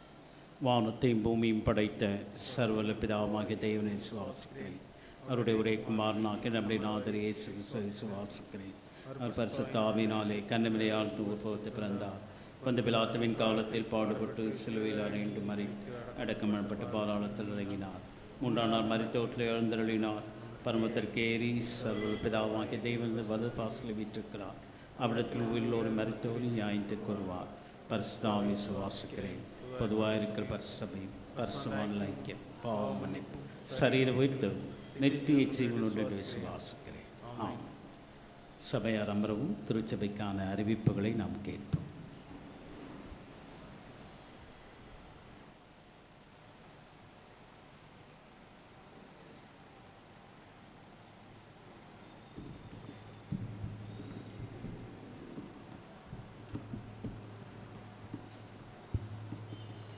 திருச்சபை மக்கள் அனைவருக்கும் இயேசு கிறிஸ்துவின் திருநாமத்தில் வாழ்த்துக்களை தெரிவித்துக் கொள்கிறோம்.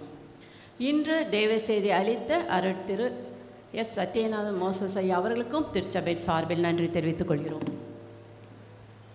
இன்று ஆல்டருக்கு மலர் கொடுத்து வழங்கின குடும்பத்தினருக்கு திருச்சபையின் சார்பில் நன்றி தெரிவித்துக் கொள்கிறோம். இன்று மாலை 6:30 மணிக்கு திருவிருந்து ஆராதனை நடைபெறும். திருச்சபை மக்கள் கலந்து கொள்ள அழைக்கப்படுகிறீர்கள். வருகின்ற 19/2/2025 புதன்கிழமை இரவு 7 மணிக்கு ஆண்கள் ஐக்கிய சங்கத்தினரும், 21/2/2025 வெள்ளிக்கிழமை மாலை 6:30 மணிக்கு பெண்கள் ஐக்கிய சங்கத்தினரும் ஆலயத்தில் கூடி ஜெபிப்பார்கள். வருகின்ற 22/2/2025 சனிக்கிழமை காலை 10 மணி முதல் 1 மணி வரை உபவாச ஜெபம் நடைபெறும். ஆலய ஆராதனைக்கு பின் செவினர் கமிட்டி உறுப்பினர்களும் அனைத்து ஐக்கிய சங்கத்தின் பொறுப்பாளர்களும் மற்றும் சேகரக்குழு உறுப்பினர்களும் சற்று நேரம் தங்கி செல்ல கேட்டுக்கொள்ளப்படுகிறீர்கள். இன்று நம்முடைய ஞாயிறு பள்ளி பிள்ளைகளுக்கான பேராயத்தின் மூலம் நடைபெறுகின்ற வேதாகம தேர்வு நடைபெற்று கொண்டு இருக்கிறது. வருகின்ற 23/2/2025 காலை ஆராதனையில் 10th +1 +2 பிள்ளைகளுக்கான சிறப்பு ஜெபம் நடைபெறும். காணிக்கை விவரம். இவ்வாரத்தில் பிறந்தநாளை காண்பவர்கள் 16/2/2025 இன்று திருமதி ஷாலோம் டக்ளஸ், செல்வி ஸ்டீவ் டாஃப்னி. 17/2/2025 திருமதி கேத்ரின் லாரன்ஷியா. 18/2/2022 செல்வி ஷாரன் தேவகிருபை. 19/2/2025 திரு டி அன்பு டேனியல், திரு இ ஜோசப் ஜெயசீலன், திரு R Jebaraj. 21/2/2025 Darren Joel Mohanraj. 22/2/2025 திருமதி ஹில்டா ஜானட் ஜோதிமணி, திரு டி மைக்கேல் ஏசா. இவ்வாரத்தில் திருமண நாளை காண்பவர்கள் 17/2/2025 திரு சாமுவேல் பிரபாகர், திருமதி ரஜய் பிரதிபா பிரபாகர் தம்பதியர், திரு ரமீன்ராஜ், திருமதி ரம்யா ஜோஸ் தம்பதியர், திரு பிரகாஷ் பிரபு, திருமதி பிந்து தம்பதியர். 18/2/2025 திரு ஆண்ட்ரூ ஷீலா, திருமதி பிரபா தம்பதியர். 20/2/2025 திரு எபனேசர் ஜபசிங், டாக்டர் கெசியா தம்பதியர். திரு சாமுவேல் ராஜா, திருமதி ஜெஹேனியா ஜியாசினி ஐரின் தம்பதியர். திரு ஜூலியஸ் நியான்ராஜ், திருமதி எலிசபெத் ரேச்சல் தம்பதியர். திரு ஜபாஸ்டின் கோபிநாத், திருமதி திவ்யா மேரி தம்பதியர். இவ்வாரத்தில் பிறந்த நாள் மற்றும் திருமண நாள் காணும் இவர்கள் யாவரையும் இயேசு கிறிஸ்துவின் திருப்பெயரால் வாழ்த்துகிறோம்.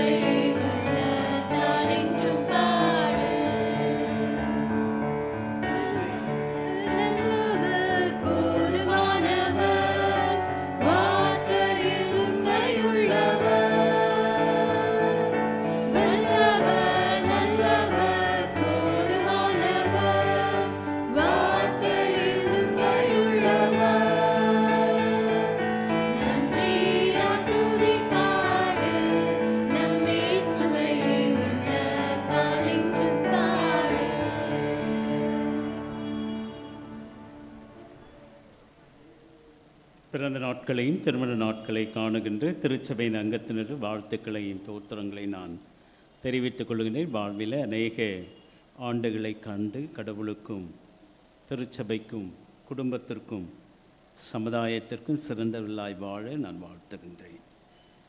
ஜெபம் செய்வோம்.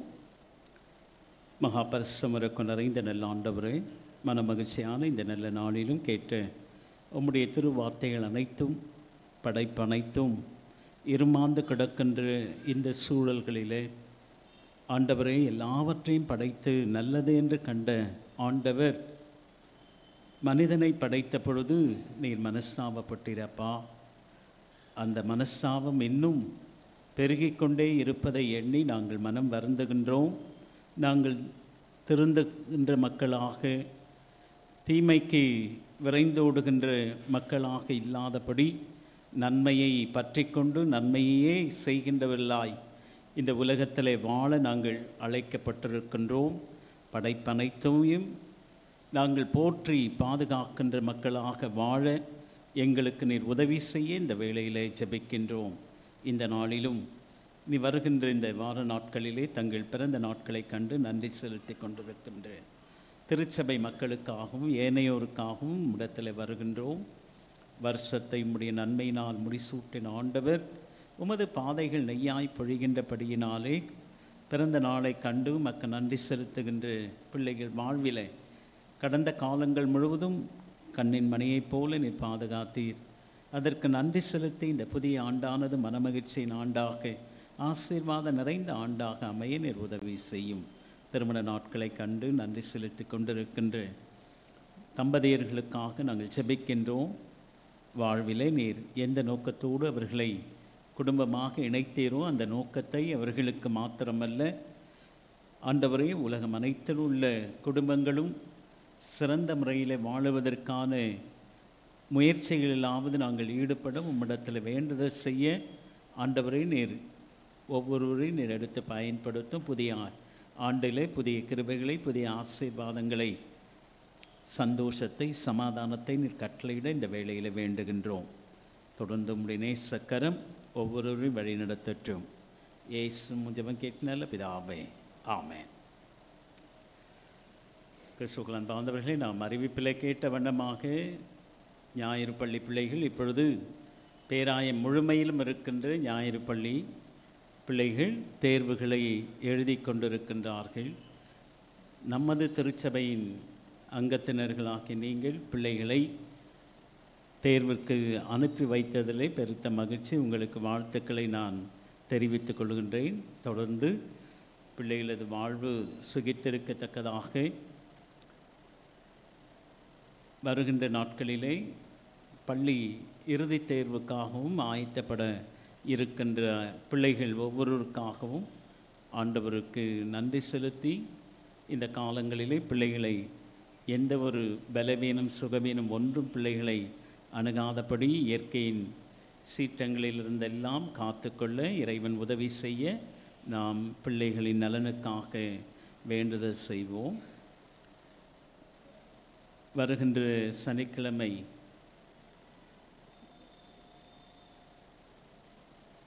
உபவாச கூடுகை என்று சொல்லப்பட்டிருக்கின்றது. திருச்சபை மக்கள் இந்த உபவாச கூடுகையில் ஞாயிற்றுக்கிழமை ஆராதனையில் கலந்துக்கிறது பெருசு இல்லை. ஜெபக்கூடுகை உங்களுக்கான ஜெபக்கூடுகை இது. நாம் மற்றவர்களுக்காக ஜெபிக்க நாம் அழைக்கப்பட்டிருக்கிறோம். இரவு நேர ஜெபத்திலும் கூட வந்தவர்களே வருவாங்க, 15 பேர் மிகாமல். இதுக்கும் 15 பேர் மிகாமல் தான், 15 பேர் தான். போன கூட்டத்தில் கூட 15 பேர் தான். ஆக திருச்சபையினுடைய ஜபங்களிலே ஆராதனைகளிலே பங்கு கொள்ள உங்களை அன்போடு கேட்டுக்கொள்கின்றேன். மாலை திருவிருந்த ஆராதனை என்று சொல்லியிருக்கின்றார்கள். ஆகவே நீங்கள் மாலையிலே வர பாருங்கள். உங்களுக்கான ஆராதனை இது எனக்காக இல்லை. தயவுசெய்து திருச்சபையிலே ஆனால் வைக்கலைன்னா அது பெரிய பூகம்பமாக வெடிக்கும்.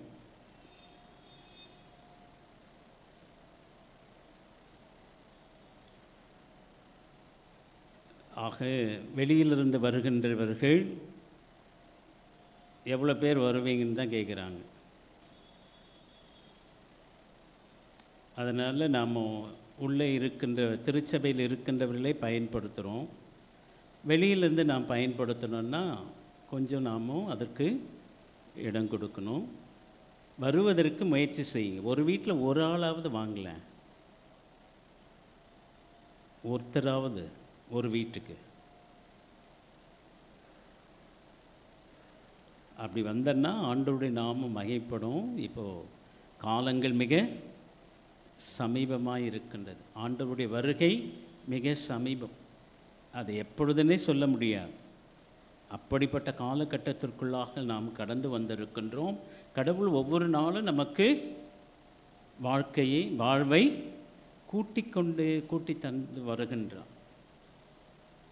அப்போ முதலாவது தேவனுடைய ராஜ்யத்தையும் அவரது நீதியையும் தேடுங்கள், அப்பொழுது இவைகளெல்லாம் நம்ம சுகதுக்கம், நம்முடைய தேவை இல்லை, நம்முடைய தேவை, பிறர் தேவை அனைத்தும் ஆண்டவர் அளவில்லாமல் கொடுப்பார். அதற்காக ஜெபித்து கொள்ள வீட்டில் இருந்தீங்கன்னா கூட, வர முடியலன்னா அந்த நேரத்தில் ஜெபதபத்தில் நீங்கள் இருக்க உங்களை அன்போடு நான் அழைக்கின்றேன். நாம் அனைவரும் எழுந்திருந்து கீர்த்தனையில் 237வது பாடலை பாடுவோம். அப்பொழுது நம்மையும் நமக்கு உள்ளவைகளையும் கடவுளுக்கென்று நாம் படைப்போம்.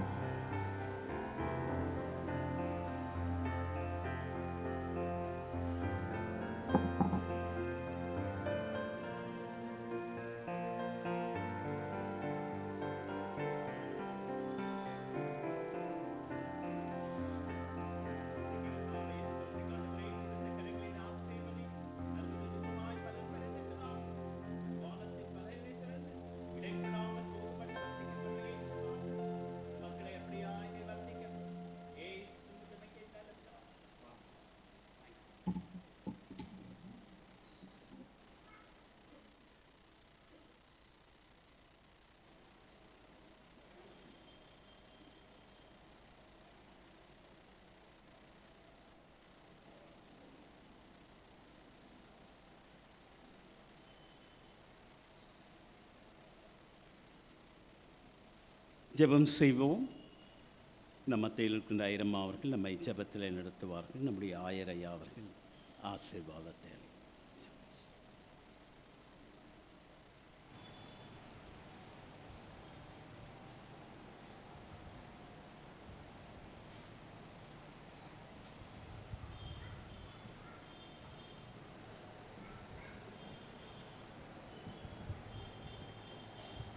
தலைகளை தாழ்த்தி ஜெபிப்போம். உன்னை சிருஷ்டித்தவர் உன்னை மறப்பாரோ? உன்னை உண்டாக்கினவர் உன்னை விடுவாரோ? உன்னை சிருஷ்டித்தவர் உன்னை மறப்பாரோ? உன்னை உண்டாக்கினவர் உன்னை விடுவாரோ? கலங்கிடும் மாந்தரே, கண்ணீரை துடைத்திடு. கலங்கிடும் மாந்தரே, கண்ணீரை துடைத்திடு. கவலையை விட்டு விட்டு வா, இயேசுவை பின்பற்றவா. கவலையை விட்டு விட்டு வா, இயேசுவை பின்பற்றவா. உன்னை சிருஷ்டித்தவர் உன்னை மறப்பாரோ? உன்னை உண்டாக்கினவர் உன்னை விடுவாரோ? மலையும் மலர்களும் எதற்காக? நிலவும் நீரும் எதற்காக? மலையும் மலர்களும் எதற்காக? நிலவும் நீரும் எதற்காக? சூரிய சந்திரனும் எதற்காக? அத்தனையும் அது உனக்காக. சூரிய சந்திரனும் எதற்காக? அத்தனையும் அது உனக்காக. கலங்கிடும் மாந்தரே, கண்ணீரை துடைத்திடு. கலங்கிடும் மாந்தரே, கண்ணீரை துடைத்திடு. கவலையை விட்டு விட்டு வா, இயேசுவை பின்பற்றவா. கவலையை விட்டு விட்டு வா, இயேசுவை பின்பற்றவா. சிலுவை சுமந்தது எதற்காக? சிந்தின இரத்தம் எதற்காக? சிலுவை சுமந்தது எதற்காக? சிந்தின இரத்தம் எதற்காக? ஜீவனை கொடுத்தது எதற்காக? அத்தனையும் அது உனக்காக. ஜீவனை கொடுத்தது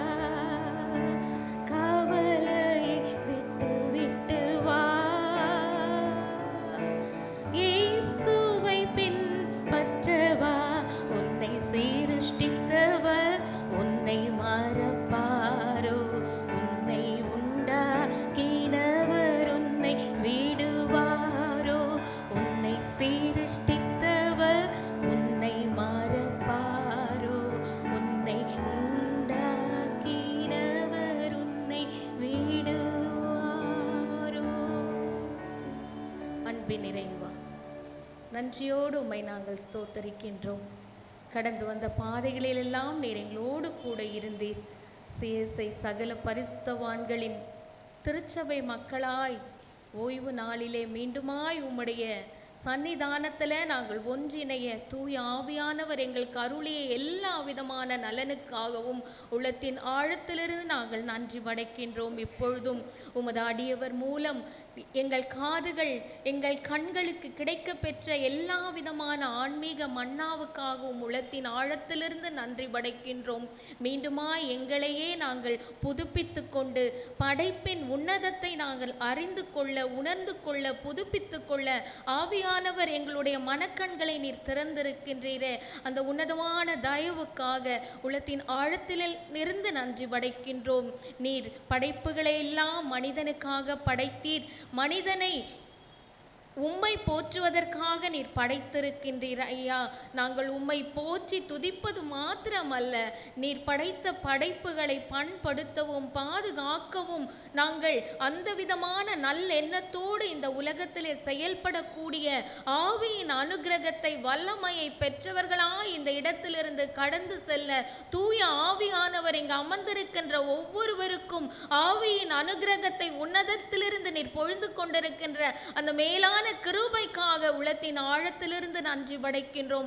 தூய ஆவியானவர் ஒரு விசை கூட எங்கள் ஆவி ஆன்மா சரீரம் எல்லாவற்றையும் நீர் புதுப்பித்து படைப்பை நாங்கள் பாதுகாத்து அதன் வழியாய் உம்முடைய நல்ல நற்செய்தியை உலகிற்குள் தொடர்ந்து பிரஸ்தாபிக்க நீர் எங்கள் யாவருக்கும் அருள் புரிந்து கொண்டிருக்கின்றீரே.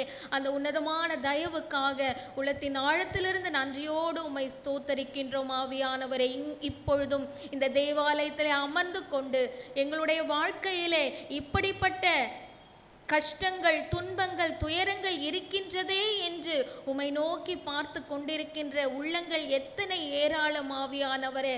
அத்தனை உள்ளங்களின் விருப்பங்களையும் வாஞ்சைகளையும் நீ விட்டீர் என்ற நல் நம்பிக்கையோடு இங்கிருந்து கடந்து செல்ல அருள் தாரும் ஆவியானவரை. தொடர்ந்து திருச்சபையின் நலனுக்காக செயலாற்றி வருகின்ற உழைத்து வருகின்ற அனைத்து விசுவாசிகளுக்காகவும் உள்ளத்தின் ஆழத்திலிருந்து நன்றி படைக்கின்றோம்.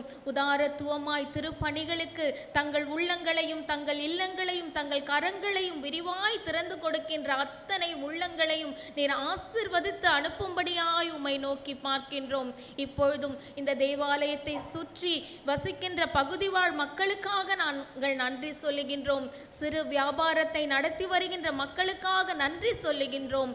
எல்லாவற்றிலும் நிறைவான ஆசிர்வாதங்களை இந்த பகுதி வாழ் மக்கள் தொடர்ந்து பெற்றுக்கொள்ள அருள் தாரும். தூய ஆவியானவரை இப்பொழுதும் நாங்கள் இந்த உலகத்திற்குள்ளாக கடந்து செல்லுகின்றோம்.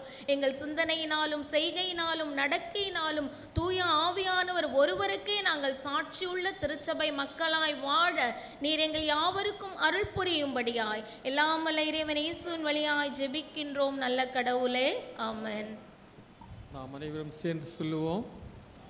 என் பரமனுக்கு எங்கள் பிதாவே, உம்முடைய நாமம் பரிசுப்படுவதாக, உம்முடைய ராஜ்யம் வருவதாக, நிசுத்தம் பரமடத்திலே செய்யப்படுவது போல பூமியிலே செய்யப்படுவதாக. அன்றுள்ள அப்பத்தை தாரும், எங்களுக்கு விரோதமாய் குற்றச்செயல்களை மன்னிக்கிறது போல எங்கள் குற்றங்களை மன்னியும். எங்களை சோதனை பிரயோசிக்க பண்ணாமல் தீமிழித்துக் கொள்ளும். ராஜ்யமும் வல்லமையும் மகிமையும் என்றென்றைக்கும் உடையவர்களே, ஆமேன்.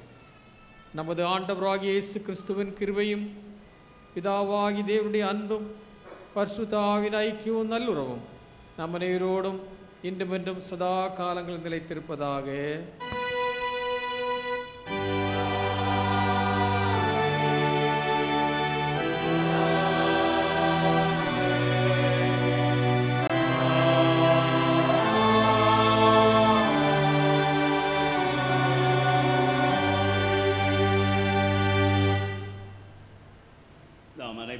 எழுந்து நின்று முடிவு கவியிலே 4வது கவியை சேர்ந்து பாடுவோம். தெய்வ ஆசீர்வாதத்தோடு அடியாரை அனுப்பும்.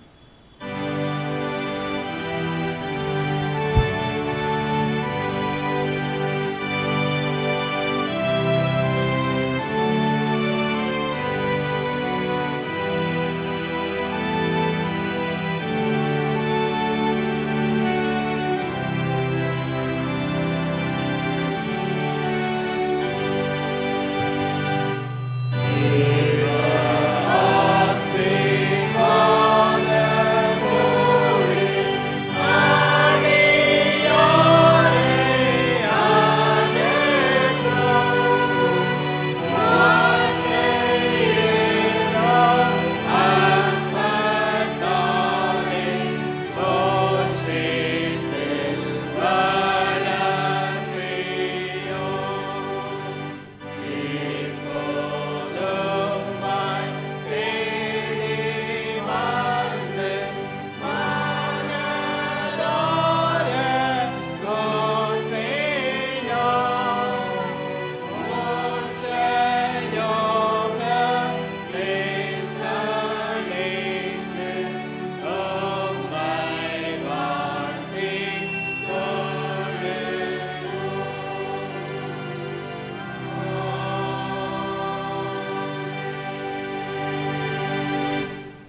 சேர்ந்து சொல்லுவோம். என் ஆத்துமாவே கர்த்தரை ஸ்தோத்திரி, என் உள்ளமே பரிசுத்த நாமத்தை ஸ்தோத்திரி.